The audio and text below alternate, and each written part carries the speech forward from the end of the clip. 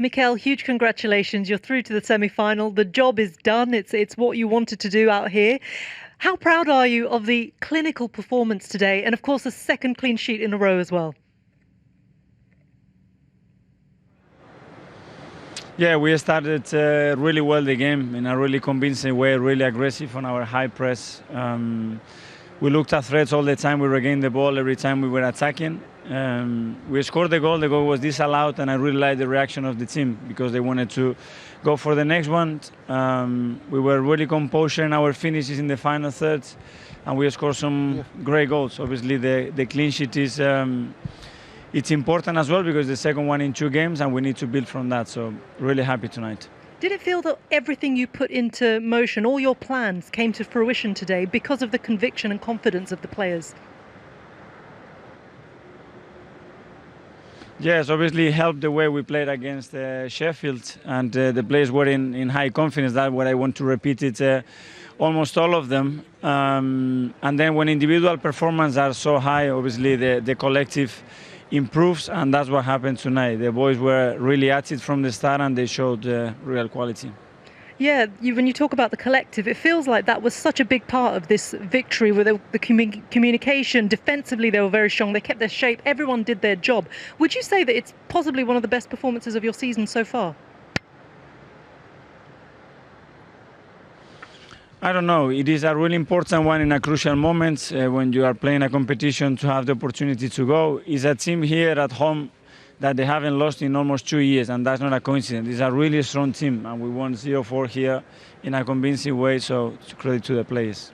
Yeah, and defensively, Holding and Mari did really well today. They did well, of course, against Sheffield United. Is that something you can see yourself building on? Well, partnerships are really important, and we haven't been able to repeat and have any sort of consistency in our back four for all the issues and problems that we've been through the year. And when we can repeat that, obviously the team will feel more comfortable, communication will be better, and the cohesion of the back four and the team will be better, I think. How important is it for your fans to see a performance like this? Because it feels that, from what you've said and from what they've seen, this is a quality group of players, but they just had to show it at the right time. And it feels like they've done that now, and that the fans can be proud today as well. Yes, I hope they are. There's still a lot to do in this competition and a lot of things that we can still improve even on today's performance for sure. But we have this real desire as a team to improve and be better every day. And today, in a big moment, we produce a good performance that, in my opinion, merits the club to go forward. Yeah, look, Fulham at the weekend, and then Villarreal next in this competition, a Spanish side, Unai Emery, your predecessor here. There feels like there's a lot of spice in the next one. Yes, it will be really top. We are a top team, and Unai is probably the most successful manager in this competition, and he totally deserves that. So we know the opponent we're going to be facing. Now focus on Fulham. We won't have any time to train anything. Just make sure that the players recover and activate them and ready to go again. Thank you so much, Mikel. Enjoy your evening. Congratulations through to the semi-finals of the Europa League. What a performance. A great day at the office today. Yeah, it was fantastic, from start to finish. I just have to say thank you to God that I'm in a semi-final now, and I'm going to have the opportunity to play a semi-final with Arsenal. We did it for all the fans. I think they all deserve it, all the support that they give us. So we're really happy to progress and happy with the performance also. Yeah, no, absolutely. The fans have been waiting for a performance like this. Talk me through those opening 24 minutes, because that was crazy, wasn't it? A goal disallowed, and then you score 3. Yeah, I think we showed real character, because obviously we got the first one and then it was disallowed. It took quite a while, and I heard it's only, just a fraction offside for Emil, so it's a bit disappointing for him not to get his goal because I think he deserved it. But, we kept going. We got the first one again with Nico, then the second one with Lacan, and I got one myself. So I think we was really strong in the first half, and we pretty much killed the game in the first half. And what you did as well was manage the game. I mean, it was so different to last week, because this one you really grabbed by the scruff of the neck and you kept control from start to finish. What has changed in a week, Bukayo? No, I feel like in the first leg, we played really well. We just weren't clinical. We missed a few chances, and if we did take our chances, it would have been a similar game. But credit to the manager and all the coaching staff. I think the way they set us up, the way we pressed and they couldn't get out, and the control we had over the game, the movements, the rotations, I think they couldn't stop us. So I think, we did really well in that department. Yeah, you mentioned the fans. You've had to take a lot of criticism this season, haven't you? How hard has that been to take, and what does this particular performance do now to sort of really turn your season at the sharp end of this campaign now that's left? I think it shows everyone how exciting we can be, and what we can do. I think we're such a great team, and when we play like this, it's so amazing to be involved in, and I'm sure it's amazing for our fans to watch. We just need to not make mistakes, silly mistakes and stuff. And I think we've got a great chance of going to the final and winning this competition. But I think it's really up to us. We have the quality. We just have to show the performances and the game management like we did tonight. Still got work to do in the league, but Villarreal up next, and Unai Emery, someone you all know very, very well. Yeah. We look forward to the next opponent. Thank you very much, Bukayo. Well done today. Brilliant player. What an interview. You can just feel the enthusiasm, can't you, coming through the TV, Karen? Absolutely, and he's reading the game, and he spoke about being clinical, managing the game. I know, Martin, you were seeking to press the team more, and they did that today. So even he's reading the game and his intelligence, outstanding, and he is a joy to watch, and the fans will be ecstatic that he keeps referencing them as well, because it is about them. He's loving it. Do you know the thing is, on and off the pitch. The thing to remember as well, that young man did not get to play in the cup final last year. Yeah. Didn't play beyond the quarterfinals, and he has a point to prove. He wants to get to another final. That would have hurt him.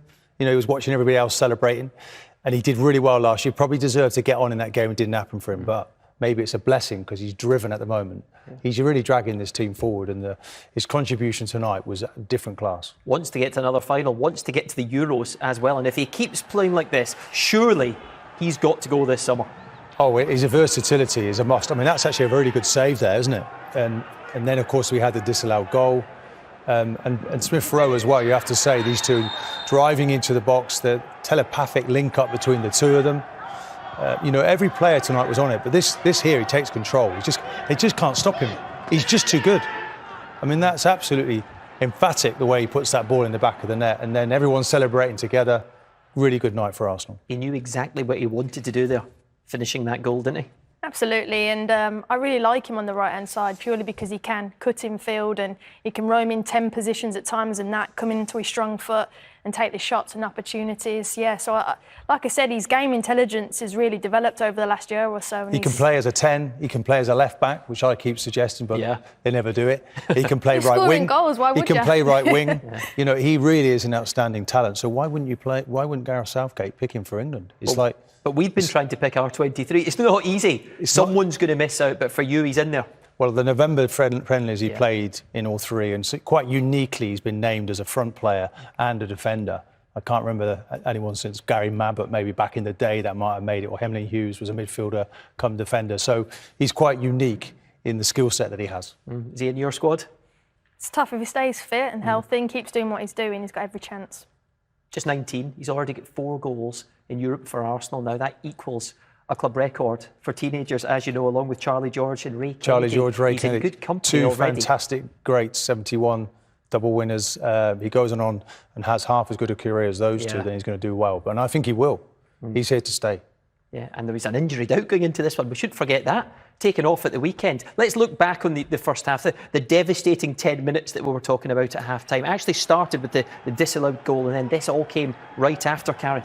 It was, and yet Smith Rowe's feet in this was unbelievable. How he got away from, 6 players in this, and that's where you want your number 10s, but the best number 10s have to have the composure, and he does this. He gets 1 nutmeg, he gets a second one, but for me it's this pass, which is the second nutmeg, to pick that out, to dig that out, and I think he does really well there, Pepe, because he's took the extra touch, because if defender fouls him, he actually wins a penalty, and some people might go, why didn't he take it first time? But he's composed. People like me. Yeah. And Pepe deserves a big shout out there as well, because he's come under some criticism, and in this leg, certainly in this round, He scored 2 really important goals. That was the penalty. This fella as well steps up. Never looked like it was in doubt. You know, you've got a good senior player, 29 years of age, talk of whether he's going to stay or not.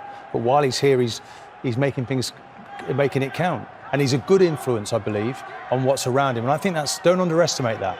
You know, you've got to have good professionals around the youngsters, and then it takes care of itself. Chambers does really well, yeah. He's been really good at right back the last few weeks, actually, and the good relationship. Because what he does, he's been getting forward a lot. And again, that enables Saka to go infield because he's creating the width. But defensively, he was really good as well. And the whole back line, I thought tonight there was an element of control. And like I said, every time they were being pressed, they were just turning them. We're not going to take any risks tonight. Our clean sheet mentality is really important. You mentioned Pepe in there, scored last week as well. Did he justify the inclusion then ahead of Martinelli? Because you'd have played Gabriel Martinelli, wouldn't you? It shows the strength and depth, first of all, doesn't it, Martin? That's exactly that. And I know that they paid a lot of money for him and people don't want to talk about that. But, you know, it's now starting to come, isn't it? In important games, he does put a performance in. And when he's through on goal, he's icy cool. You know, a lot of people might have pulled the trigger there, the keeper might have saved it. So we're getting a return.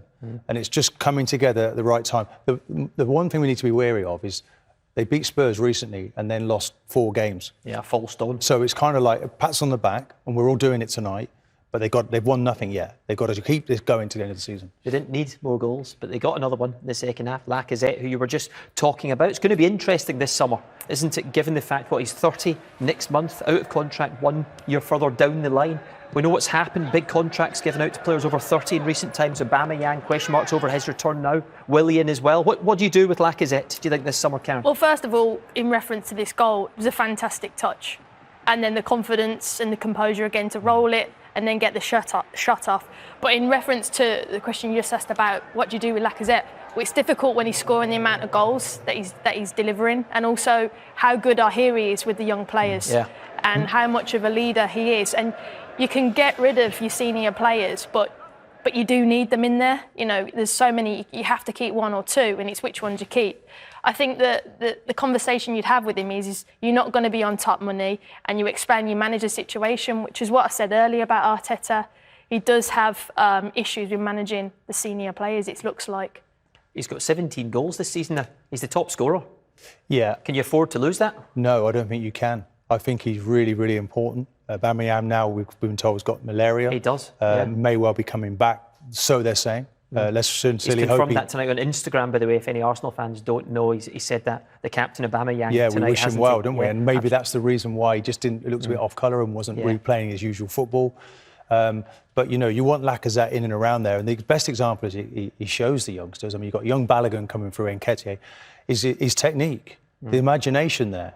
So he feints to shoot, rolls his foot over it, opens the angle out and slots it home beautifully. What a great example that is. And just going back to the game plan tonight, Arsenal didn't control possession, did they, throughout the match? Certainly not in the first half either. But on the counter-attack, excellent tonight, Karen. Yeah, really good. And it's something that they might have to think about going forward. You have so many young, quick, dynamic, fast forwards that sometimes you might have to go, well, actually take less possession, draw teams onto us, and then we'll hit them on the counter-attack, exactly what they did tonight. And I said this about Chambers getting forward, but these are the numbers and how quickly, and it's something you can train, how quickly can we break as soon as we win it. And it was the same at the weekend, it was the same tonight, breaking like the Alamo at times. Look, 4 getting forward, they're all going forward, they're all interchanging. And look at the results and the outcome that they've got. And for me, this is how Arsenal should be playing. It also protects the back line as well, because they can just protect them until the opposition give the ball away, and then they can break. I think, Karen, as well, that their starting position, a thing called territory, was really important as well. They were really quite high. They contained them. They didn't really, they had 60% possession, but certainly in that first half, they only had 9 touches in the box. So it wasn't really great possession. They contained them and then they went from there. And they went with energy and purpose. And that was a difference tonight. In the first leg, they didn't really go and press. And they weren't as clinical. Take your chances, Arsenal take their chances and they wipe anybody away. That's why it's so interesting now to see how they get on. And certainly against Villarreal, I think we're in for a cracker there. I'm sure he will enjoy it. It's just what he needed. We've already mentioned so many of the performances, individual performances tonight, but we should talk more about Emile Smith-Rowe, who's had an injury himself recently, Martin, and comes in tonight and does this. Just a word on the manager, though. I think he came under quite a lot of pressure and he led from the front. Leadership, picking the right team, the right formation. But yeah, Smith Rowe, he's a no-brainer, isn't he? You've got to play him in that little position. I know we've been debating Ødegaard, Smith Rowe, but the pathway's there for him. He was just really unfortunate there to be a fraction offside, Karen, wasn't he? But he was brilliant tonight. Yeah, he was. He picks up really, really good, intelligent positions, and this was the one where you talk about composure, picking out that pass, really good. And just because he's in that 10 position doesn't mean he's fixed. Look, in this example, he's running channels, and sometimes you go ask your number 10s, run channels, running behind. He's got that variance, and he's brilliant. But the key, we were surprised that he didn't go off a little bit earlier, given how much of an influence he is to the team and his injury status recently. We're thinking, please protect him and get him off. I really doubt he'll be in the England conversation for the summer, because there's so many seemingly ahead of him right now, unless he has a blistering end to the campaign. But you think it's a matter of time, don't you, for him? I understand that progression, 21s, and Lingard, you could say 6 games and he finds himself in the England squad. And that was maybe a bit of a surprise, but he's taken that opportunity, hasn't he? So he'll have to wait. But meanwhile, I think it's good news for Arsenal that he's still slowly developing, but that is clearly his position. I feel, again, though, you could play him on the left. The young players are developing at Arsenal have got that versatility that I've not seen before in the past. So that really is good from the coaching point of view. The only negative today is the news you mentioned already, Aubameyang contracting malaria when he was national duty with Gabon. Of course, we wish him the very best. They'll hope he's back for the semi-finals, Karen. Yeah, but I think more importantly, it's about his health first, definitely. And his recovery. And, if he's available, then it's a massive bonus. But, health always comes first. Definitely. By all accounts, from what we're hearing, it's not too bad. That's the good news at the moment, Martin. We hope that's well for him in the coming weeks and he can get back fit and playing again. He is the club captain. But what a tie ahead against Villarreal and Unai Emery. I'm thinking beyond that, and I'm already getting caught up in Aubameyang. He had trouble lifting the FA Cup. Let's hope he has trouble lifting the Europa League Cup. And why not? It was him who won it for Arsenal, so he could do it again. So his season's not over. Let's wish him well and he gets back soon. He's helped get them here, of course, because of Benfica as well, that late goal there. But look, it's a great tie to look forward to, isn't it, when you think Arteta, Emery's history with Arsenal, leaving last season. He'll be desperate to go up against them again. Apparently, Arteta and Emery born just 10 miles away from each other in different towns in Spain. So yeah, it's a perfect rivalry, and Arsenal know exactly what's on the line for them, and it's a massive game, and I'm sure that one we're all looking forward to. Well, Emery will feel he was harshly treated. His percentage success rate was better. He finished 5th and took Arsenal to Europa League final himself. It's better than Arteta now, as it is after more than 50 games under Arteta. Yes, but I think Arsenal, they made a big, strong play on Arteta, didn't they? Interviewed him around the first time, and I think he's probably the future that they want to go with. And it's very much about this competition, isn't it? His future is in the hands of this competition. At the moment, he's doing a good job of it. A few links in there as well. I know you love a link back to English football and anything else. Juan Foytson there at the moment on loan from Spurs. Francis Coquelin, a Villarreal player at the moment. Etienne Capoue, transferred over there in the summer. Gerard Moreno scoring goals tonight. Paco Alcacer. There's a lot of talent in that team. Nothing can be taken for granted.